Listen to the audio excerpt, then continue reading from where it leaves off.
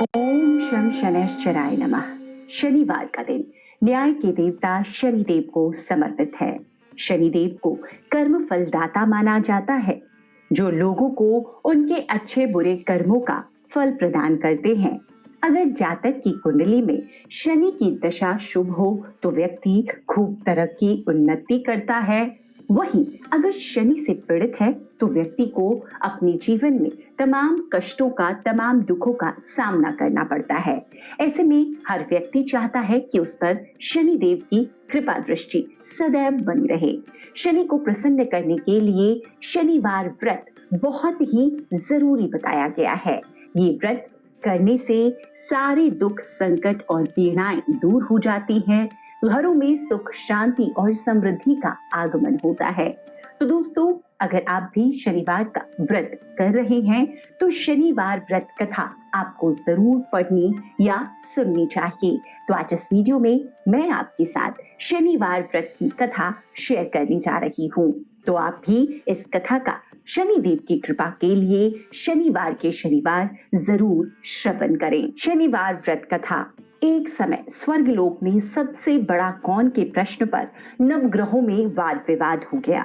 निर्णय के लिए सभी देवता देवराज इंद्र के पास पहुंचे और बोले, हे देवराज, आपको निर्णय करना होगा कि हम में से सबसे बड़ा कौन है। देवताओं का प्रश्न सुन इंद्र उलझन में पड़ गए।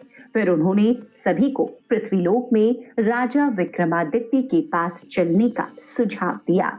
सभी ग्रह भूलोक राजा विक्रमादित्य के दरबार में पहुंचे। जब ग्रहों ने अपना प्रश्न राजा विक्रमादित्य से पूछा तो वह भी कुछ देर के लिए परेशान हो उठे, क्योंकि सभी ग्रह अपनी अपनी शक्तियों के कारण महान थे। किसी को भी छोटा या बड़ा कह देने से उनके क्रोध के प्रकोप से भयंकर हानि पहुंच सकती थी। अचानक राजा विक्रमादित्य को एक उपाय सूझा और उन्होंने विभिन्न धातुओं जैसे सोना, चांदी, कांसा, तांबा, सीसा, रांगा, जस्ता, अब्रक और लोहे के 9 आसन बनवाए। सबसे आगे सोना और सबसे पीछे लोहे का आसन रखा गया। उन्होंने सभी देवताओं को अपने अपने आसन पर बैठने को कहा। उन्होंने कहा, जो जिसका आसन हो ग्रहण करे। जिसका आसन सबसे पहले होगा वह सबसे बड़ा और जिसका आसन सबसे बाद में होगा वो सबसे छोटा होगा। क्योंकि लोहे का आसन सबसे पीछे था, इसलिए शनिदेव समझ गए कि राजा ने मुझे सबसे छोटा बना दिया है। इस निर्णय से शनिदेव रुष्ट होकर बोले, हे राजन, तुमने मुझे सबसे पीछे बिठाकर मेरा अपमान किया है। तुम मेरी शक्तियों से परिचित नहीं हो। सूर्य एक राशि पर 1 महीने, चंद्रमा 2 महीने 2 दिन, मंगल 1.5 महीने, बुध और शुक्र 1 महीने, बृहस्पति 13 महीने रहते हैं। लेकिन मैं किसी भी राशि पर 2.5 वर्ष से लेकर 7.5 वर्ष तक रहता हूँ। बड़े बड़े देवताओं को मैंने अपने प्रकोप से पीड़ित किया है। अब तू भी मेरे प्रकोप से सावधान रहना। इस पर राजा विक्रमादित्य बोले, जो कुछ भाग्य में होगा देखा जाएगा। इसके बाद अन्य ग्रहों के देवता तो प्रसन्नता के साथ चले गए, परंतु शनिदेव बड़े क्रोध के साथ वहां से विदा हुए। कुछ समय बाद जब राजा विक्रमादित्य पर 7.5 की दशा आई तो शनिदेव ने घोड़े के एक व्यापारी का रूप धारण किया और बहुत से घोड़े के साथ विक्रमादित्य के नगर पहुंचे।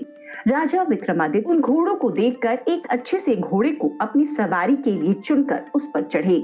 राजा जैसे ही उस घोड़े पर सवार हुए वो बिजली की गति से दौड़ पड़ा। तेजी से दौड़ता हुआ घोड़ा राजा को एक दूर जंगल में ले गया और वहां जाकर राजा को गिराकर गायब हो गया।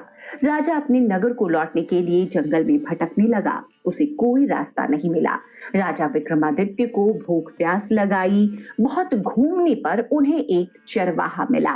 राजा ने उनसे पानी मांगा। पानी पीकर राजा ने उस चरवाहे को अपनी अंगूठी दे दी और उससे रास्ता पूछकर जंगल से निकलकर पास के नगर में चल दिए। नगर पहुंचकर जब राजा एक सेठ की दुकान पर बैठ गए, राजा के कुछ देर दुकान पर बैठने से सेठ की बहुत बिक्री हुई। सेठ ने राजा को भाग्यवान समझा और उसे अपने घर भोजन पर ले गया। सेठ के घर में सोने का हार एक खूंटी पर लटका हुआ था। राजा को उस कमरे में छोड़कर सेठ कुछ देर के लिए बाहर चला गया। तभी एक आश्चर्यजनक घटना घटी। राजा के देखते देखते खूंटी सोने के उस हार को निगल गई। सेठ ने जब हार गायब देखा तो उसने चोरी का संदेह राजा पर किया और अपने नौकरों से कहा कि इस परदेसी को रस्सियों से बांधकर नगर के राजा के पास ले चलो। राजा ने विक्रमादित्य से हार के बारे में पूछा तो उन्होंने बताया कि खूंटे ने हार को निगल लिया। इस पर राजा क्रोधित हुए और उन्होंने चोरी करने के अपराध में राजा विक्रमादित्य के हाथ पांव काटने का आदेश दे दिया। सैनिकों ने राजा विक्रमादित्य के हाथ पांव काटकर उन्हें सड़क पर छोड़ दिया। कुछ दिन बाद उन्हें एक तेली उठाकर अपने घर ले गया और उन्हें कोल्हू पर बिठा दिया। राजा आवाज देकर बैलों को हाँकता रहता। इस तरह तेली का बैल चलता रहा और राजा को भोजन मिलता रहा। शनि के प्रकोप की 7.5 पूरी होने पर वर्षा ऋतु प्रारंभ हुई। एक रात विक्रमादित्य मेघ मल्हार गा रहे थे, तभी नगर की राजकुमारी मनभावनी रथ पर सवार उस घर के पास से गुजरी।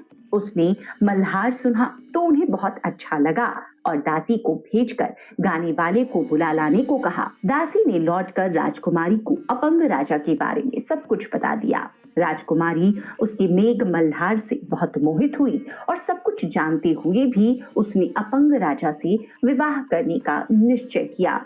राजकुमारी ने अपने माता पिता से जब ये बात कही तो वह हैरान हो गए। उन्होंने बहुत समझाया पर राजकुमारी ने अपनी जिद नहीं छोड़ी और प्राण त्याग देने का निश्चय कर लिया। आखिरकार राजा रानी को विवश होकर अपंग विक्रमादित्य से राजकुमारी का विवाह करना पड़ा। विवाह के बाद राजा विक्रमादित्य और राजकुमारी तेली के घर में रहने लगी। उसी रात स्वप्न में शनिदेव ने राजा से कहा कि राजा, तुमने मेरा प्रकोप देख लिया, मैंने तुम्हें अपने अपमान का दंड दिया है। राजा ने शनिदेव से क्षमा करने को कहा और प्रार्थना की कि हे शनिदेव, आपने जितना दुख मुझे दिया है अन्य किसी को न देना। शनिदेव ने कहा, राजन, मैं तुम्हारी प्रार्थना स्वीकार करता हूँ। जो कोई स्त्री पुरुष मेरी पूजा करेगा, कथा सुनेगा, जो नित्य ही मेरा ध्यान करेगा, चींटियों को आटा खिलाएगा, वह सभी प्रकार के कष्टों से मुक्त होता रहेगा और उसके सभी मनोरथ पूर्ण होंगे। यह कहकर शनिदेव अंतर्ध्यान हो गए। प्रातःकाल राजा विक्रमादित्य की नींद खुली तो अपने हाथ पांव देखकर राजा को बहुत खुशी हुई। उन्होंने मन ही मन शनिदेव को प्रणाम किया। राजकुमारी भी राजा के हाथ पांव सलामत देखकर आश्चर्य में डूब गई। तब राजा विक्रमादित्य ने अपना परिचय देते हुए शनिदेव की प्रकोप की सारी कथा सुनाई। इधर सेठ को जब इस बात का पता चला तो वो दौड़ता हुआ आया और राजा विक्रमादित्य के चरणों में गिरकर क्षमा मांगने लगा। राजा विक्रमादित्य ने उसे क्षमा कर दिया क्योंकि वह जानते थे कि यह सब तो शनिदेव के प्रकोप के कारण हुआ था। सेठ राजा विक्रमादित्य को पुनः अपने घर ले गया, उन्हें भोजन कराया। भोजन करते समय वहां आश्चर्यजनक घटना एक बार फिर घटी। सबके देखते देखते उस खूंटी ने हार उगल दिया। सेठ ने अपनी बेटी का विवाह भी राजा के साथ कर दिया और बहुत से स्वर्ण आभूषण, धन आदि देकर राजा को विदा किया। राजा विक्रमादित्य राजकुमारी मनभावनी और सेठ की बेटी के साथ अपने नगर वापस पहुंचे तो नगर वासियों ने हर्ष के साथ उनका स्वागत किया। अगले दिन राजा विक्रमादित्य ने पूरे राज्य में घोषणा कराई कि शनिदेव सभी ग्रहों में सर्वश्रेष्ठ हैं।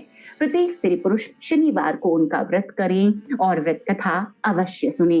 राजा विक्रमादित्य की घोषणा से शनिदेव बहुत प्रसन्न हुए। शनिवार का व्रत करने और व्रत कथा सुनने मात्र से शनिदेव की अनुकंपा बनी रहती है और जातक के सभी दुख दूर हो जाते हैं। तो शनिवार व्रत कथा इस प्रकार संपन्न होती है। अगर आप भी शनिवार का व्रत करते हैं और अगर नहीं भी करते हैं तो शनिवार शनिदेव से कृपा प्राप्त करने के लिए इस कथा का श्रवण जरूर करें। वीडियो अगर पसंद आया हो तो जरूर लाइक कर दीजिएगा। आगे अपने दोस्त को परिजनों तक शेयर करना ना भूलें। चैनल